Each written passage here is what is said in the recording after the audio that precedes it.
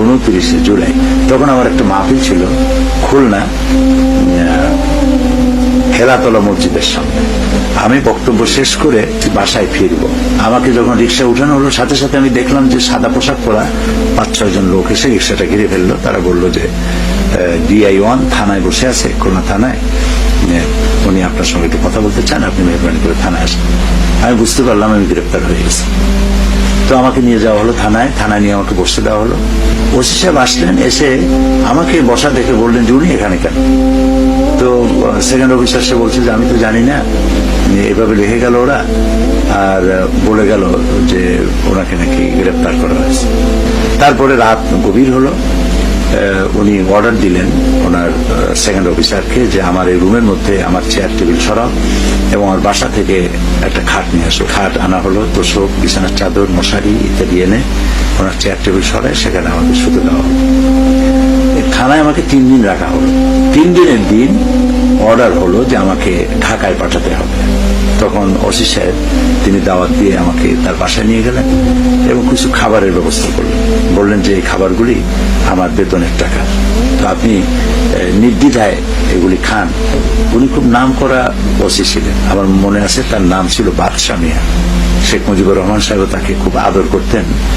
তো বাদশা মিয়া তিনি আমাকে বললেন, থানায় কোনো রথী মহারথী গ্রেপ্তার হয়ে আসলে তাকে খাট দিয়ে শোয়ানো হয়, মশারি টানায়, আমার সার্ভিস লাইফে আমি দেখি নাই। আমি আপনার জন্য এটা কেন করলাম তাও আমি জানি না, এটা বললেন। আরেকটা বললেন যে আপনি একটা দোয়া পড়বেন। উনি আমাকে দোয়া শিখাচ্ছেন, একটা দোয়া পড়বেন। কি দোয়া? তিনি বললেন যে আপনি যখনই কোনো সমস্যার সম্মুখীন হবেন তো বলবেন আল্লাহুম্মা ইন্না নাজআলুকা ফি নুহুরিহিম ওয়া নাউযু বিকা মিন শুরুরিহিম। তাই আমি বললাম আপনি এটা জানেন কি করে?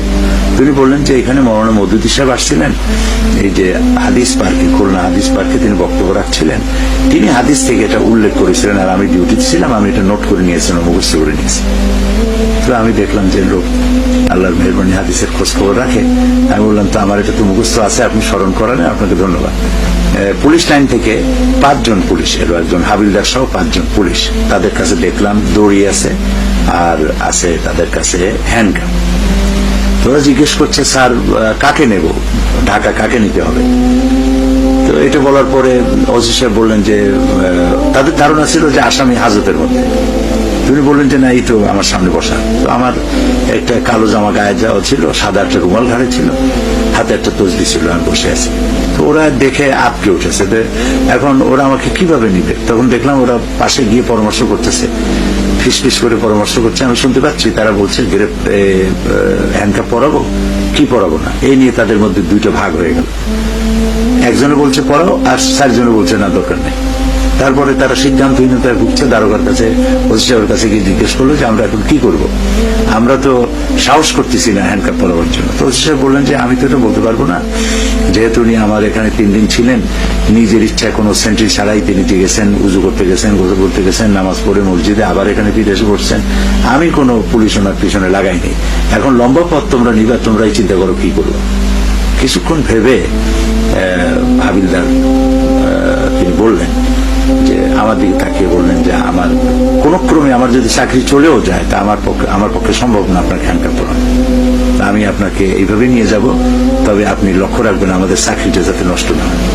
তাই বললাম আপনারা নিশ্চিন্ত থাকতে পারেন। তা আমাকে নিয়ে তারা ট্রেনে উঠলো। সারাটা পথ তারা নির্বিঘ্নে ঘুমালো, আর আমি কমলাপুর স্টেশন পর্যন্ত খুলনা থেকে তাদের এই রাইফেলগুলি পাহারা দিলাম। এরপরে কমলাপুর স্টেশন থেকে নেমে ফজরের নামাজ পড়ে তারপরে তারা রাজারবাগ পুলিশ লাইনে আমাকে নিয়ে আসলো।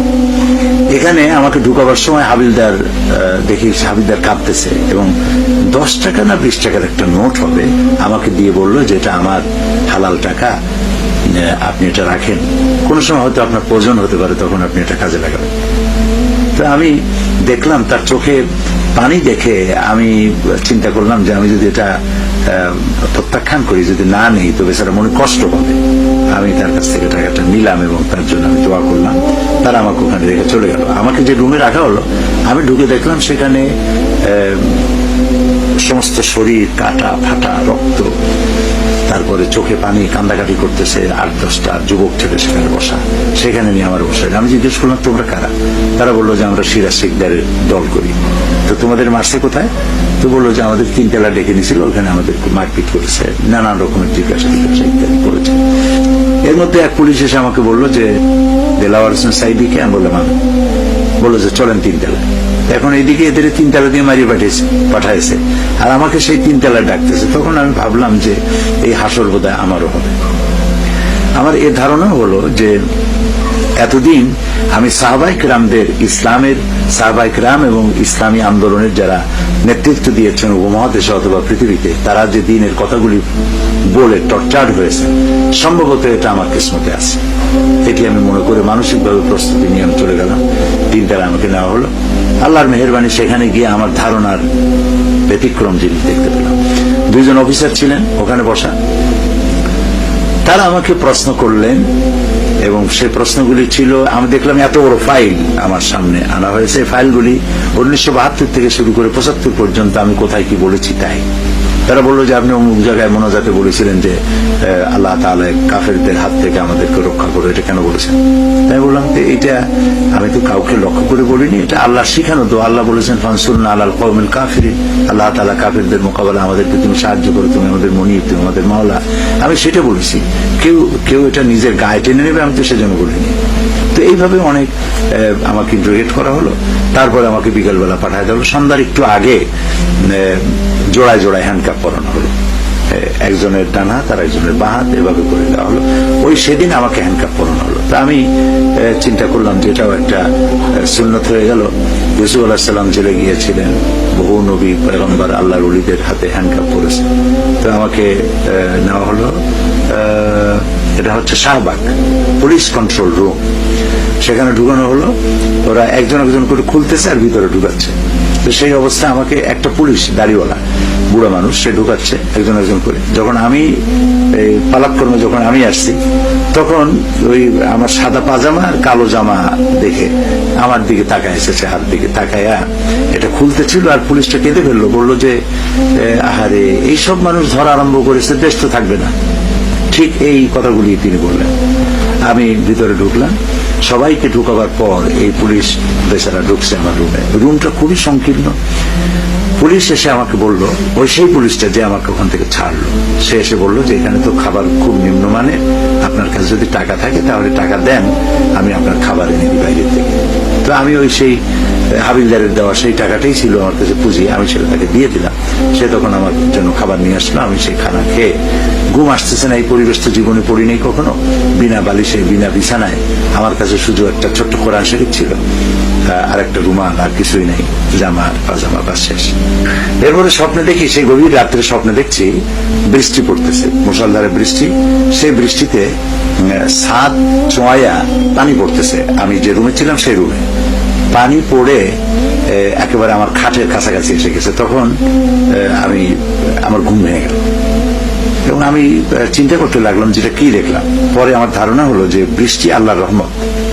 তো আমি চিন্তা করলাম যে বর্তমান যে শ্বাসরুদ্ধকর অবস্থা চলছে সারা বাংলাদেশে, আল্লাহ তাআলার পক্ষ থেকে কোনো রহমত, কোনো কল্যাণ গোটা জাতির প্রতি হবে বলে আমি স্বপ্নের দ্বারা আমি অনুমান করলাম। এরপর আবার আমাকে নিয়ে আসা হলো রাজারবাগ পুলিশ লাইনে। সেখানে আবার ইন্টারোগেট করা হলো, আবার নিয়ে যাওয়া হলো সেখানে। তৃতীয় দিন আমাকে 15 days ডিটেনশন দিয়ে জেলখানায় পাঠিয়ে দেওয়া, ঢাকা সেন্ট্রাল জেল। নতুন অভিজ্ঞতা, জীবনে কখনো জেলে যাইনি। আমার চশমা, আমার কলম, আমার ঘড়ি সব গেটে রেখে দেওয়া হলো। এরপরে ঢুকানো হলো জেলখানার ভিতরে। আমি ঢুকলাম, রব্বি আদখিলনি মুদখালা সিদকিন ওয়া আখরিজনি মুখরাজা সিদকিন ওয়াজআলনি মিন লাদুনকা সুলতানান নাসীরা, এই দোয়া করে ভিতরে ঢুকলাম। তো ঢুকে আমি সেখানে দেখলাম যে আমার অপেক্ষা করছে লোকেরা। তো আমাকে নিয়ে রাখা হলো ওই আসামি প্রথম নিয়ে যেখানে রাখা হয় সেখানে। তারপরে সেখানে দুইটা কম্বল আমাকে দেওয়া হলো। দুইটা কম্বলের একটা বিছায়া আর একটা মাথার তলে দিয়ে বালিশ শুইতে বললো তারা।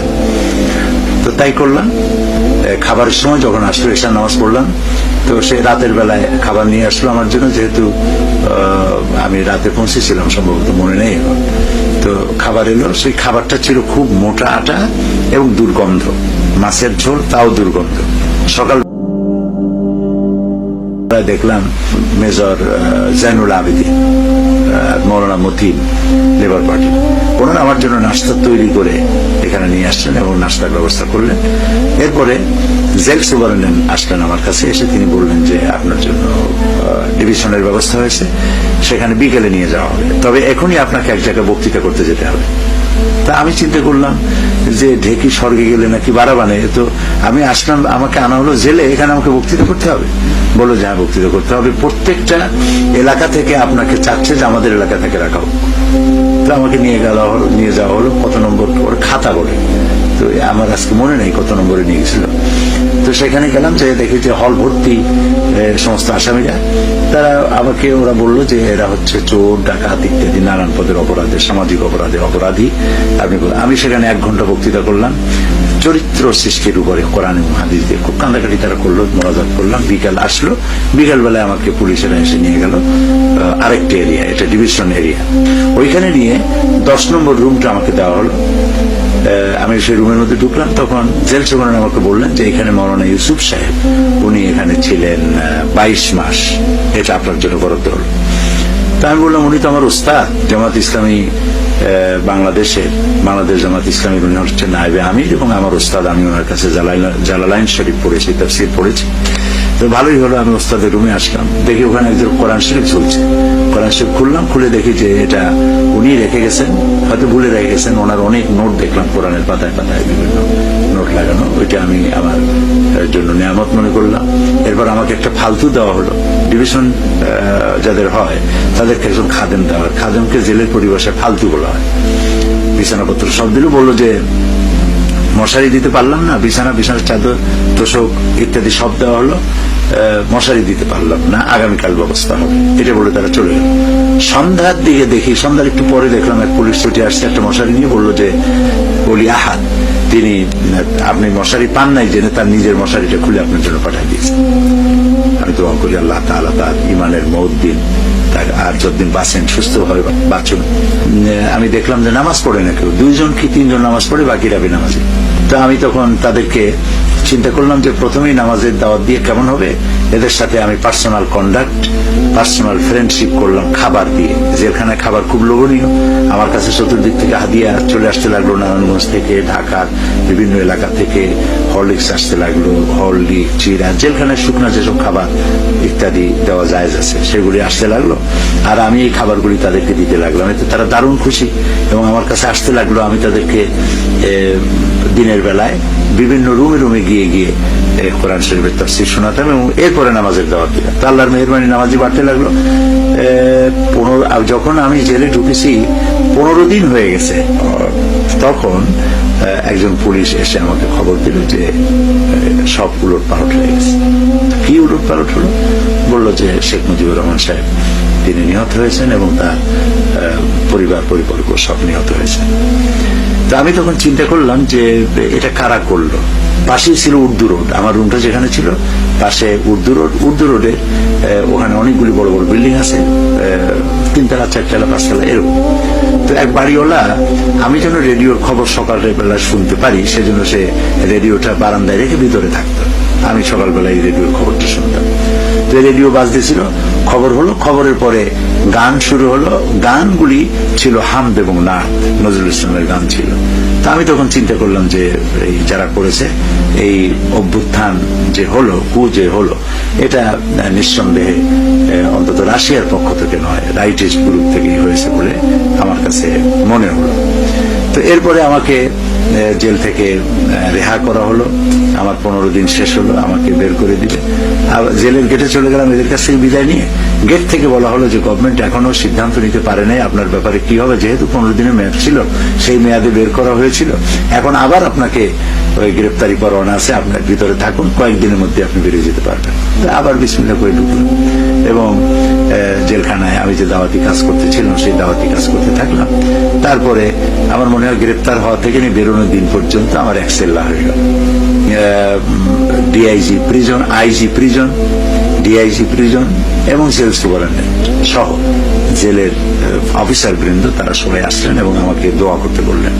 আমি দোয়া করলাম এবং তারা বললেন যে আপনি আমাদের এখানে ছিলেন, আমরা তো এখানে তো যদি হলে মাফ করে দিবেন, আর আমরা তো আপনাকে এখানে সম্মান দেওয়ার মতো কিছুই নেই। তো আমাদের হাতে একটি ব্যবস্থা আছে যে সম্মানিত ব্যক্তিদের জন্য আমরা জেলের বড় ফটকটাকে খুলে দিই, আর এমনি যাতায়াত করতে হয় নিচের ওই ছোট্ট ফটক দিয়ে। তো আপনার অনারে আপনাকে সম্মান জানাই আমরা জেলের বড় ফটকটা খুলে দিচ্ছি।